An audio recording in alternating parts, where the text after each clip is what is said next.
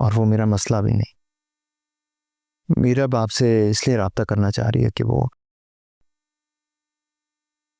अपनी माँ का पता लगाना चाह रही है कि वो कहाँ है, और मेरी आपसे ये दरख्वास्त है कि प्लीज़ उसे कुछ ना बताइएगा।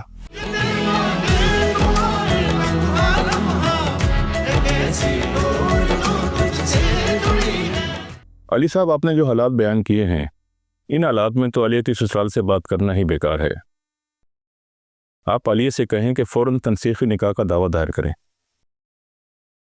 लेकिन आलिया वापस जाने की जिद कर रही है। वापस जाने का मतलब है अपनी सलामती को खतरे में डालना। आप आलिया को समझाएं।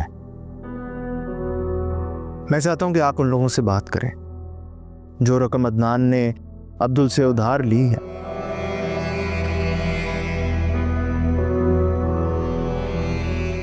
उसका सबूत दें, क्योंकि मैं तो खुद नहीं चाहता कि ये मामला कोर्ट में जाए। वकील साहब, आपसे ज़रूरी बात करनी है। आपका नंबर मिल सकता है? हाँ, मैं नंबर देता हूँ आपको। ये कार्ड आप रख लीजिए मेरा।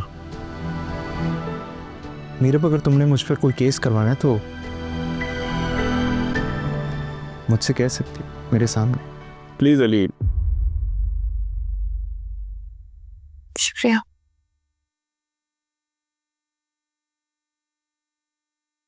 आप कमाल को लेके अपने ताल्लुकात खराब ना करें। मेरा कमाल से कोई ताल्लुक नहीं है, और वो मेरा मसला भी नहीं। मीरा बाप से इसलिए रब्ता करना चाह रही है कि वो अपनी माँ का पता लगाना चाह रही है कि वो कहाँ है, और मेरी आपसे ये दरख्वास्त है कि प्लीज़ उसे कुछ ना बताइएगा। अली, आपको सबाहत बेगम के लिए अपनी सोच को बिगड़ने नहीं देना चाहिए। वकील साहब, आप मुझे प्लीज़ कानूनी मशवरे दें, पर्सनल नहीं। अब इतना तो हक रखता हूँ कि आपको अपने नुकसान से दूर रखने का कह सकता हूँ। आप जानते हैं ना कि किरमानी किस किस्म का घटिया इंसान है। इसकी माँ क्यों रह रही है उसके साथ, ये बताइए। तो ठीक है, आप सबाहत बेगम को अपने घर में रहने का इख्तियार दे दे।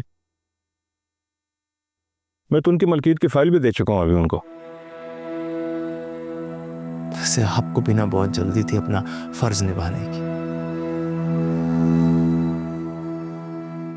खैर, बात तो ये है कि अम्मी जो है वो अबू की वसीयत के खिलाफ जो है वो कोर्ट जा रही है। स्टे तो हमें मिल ही जाएगा। मुझे नहीं लगता कि इसका कोई ख़ास फ़ायदा होगा। अलबत्ता केस हारने के बाद नायला बेगम को एक बहुत बड़ी रकम जुर्माने के तौर पर अदा करनी पड़ेगी।